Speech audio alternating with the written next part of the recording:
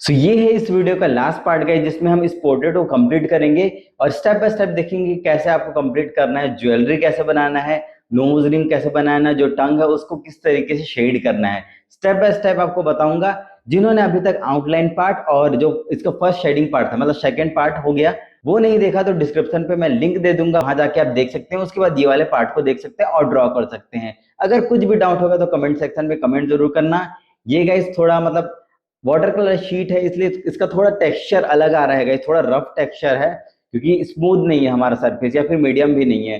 तो देखते हैं कैसे ये कंप्लीट होने के बाद कैसा लगता है। तो चलिए शुरू करते हैं आज की इस वीडियो को। तो जिसने भी आउटलाइन नहीं देखा गाइस, शेडिंग पार्ट इसका फर्स्ट पार्ट नहीं देखा तो प्लीज़ देख लेना वीडियो को और कंप्लीट देखना, और इस वीडियो को भी कंप्लीट देखना ताकि सारा चीज़ आपको अच्छी तरीके से डिटेल से समझ में आए। तो सबसे पहले मैं क्या कर रहा हूँ गाइस, जहाँ जहाँ पे डार्क पोर्शन है वहाँ पे मैं चारकोल पेंसिल का यूज़ करके शेड कर ले रहा हूँ। तो चारकोल पेंसिल को भी आपको प्रेशर अप्लाई करके शेड नहीं करना है, हल्के हल्के हाथों से शेड करना है। काफ़ी सिंपल सा प्रोसेस है।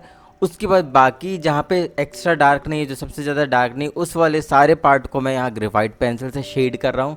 तो सबसे पहले मैं 2B पेंसिल का यूज़ करके कंप्लीट शेड कर रहा हूँ। उसके बाद धीरे धीरे ब्लेंडिंग के बाद मैं उस लेयर को, ग्रेड को बढ़ाते जा रहा हूँ। नोज़ में बिल्कुल ध्यान से आप देख सकते हैं कि बीच वाला लाइन थोड़ा लाइट रहेगा और राइट साइड का थोड़ा डार्क रहेगा।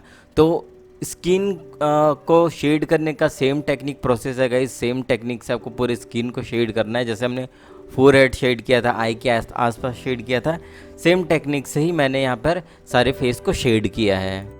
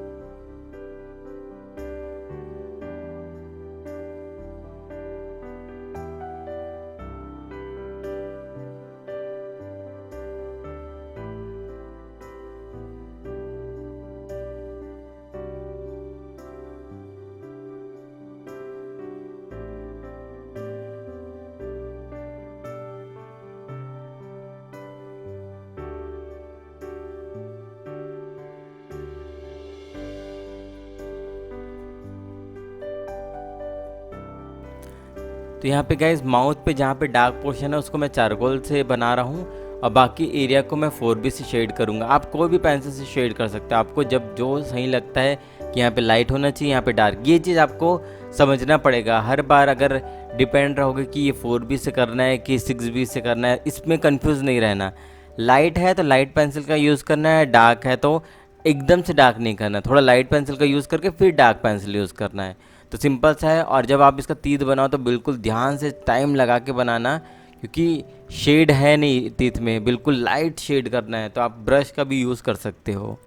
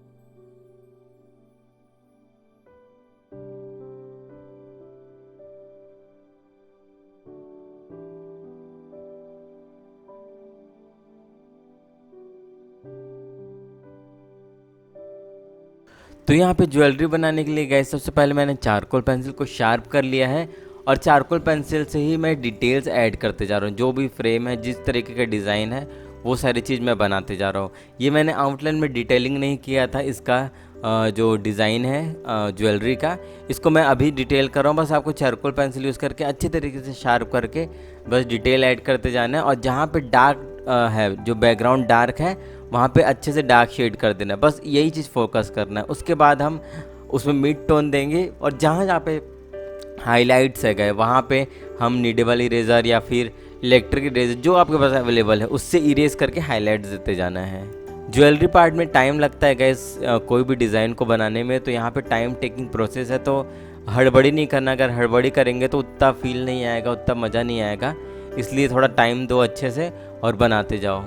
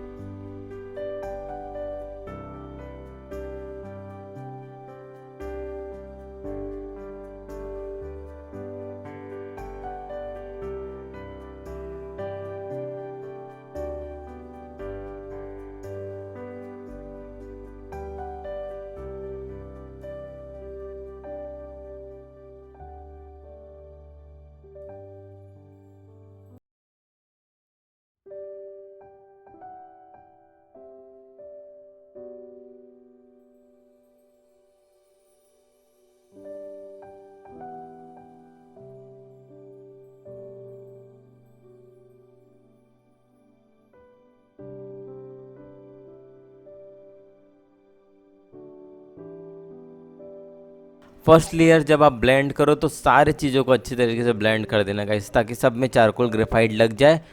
इससे क्या होगा, जब उसमें हम हाइलाइट्स डालेंगे ना गाइस तो वो अलग से शाइन करेगा। क्योंकि अगर वाइट टोन में ही आप हाईलाइट देना तो मुश्किल है, इसलिए एक टोन क्रिएट हो जाता है, तब उसमें हाइलाइट्स काफ़ी आसानी से आप दे सकते हो। जैसे ये ज्वेलरी को मैंने बनाया उसका डिटेल कर रहा हूँ, इतना सब चीज़ मतलब स्टेप बाय स्टेप, पहले लेयरिंग कर लिया, ब्लेंड कर लिया, फिर थोड़ा डिटेल कर रहा हूँ, फिर हाइलाइट्स लगा रहा हूँ। ये सेम प्रोसेस आपको बाकी ज्वेलरीज में भी करना है। एक साइड का मैं ड्रॉ कर रहा हूँ, जो दूसरे साइड का वो मैंने लाइव ड्रॉ किया था, लाइव आया था मैं, तो उस पर आपको मिल जाएगा। बाकी सेम प्रोसेस है सेम ड्रॉ करने का, बिल्कुल ध्यान से देखते जाना कैसे मैं ड्रॉ कर रहा हूँ।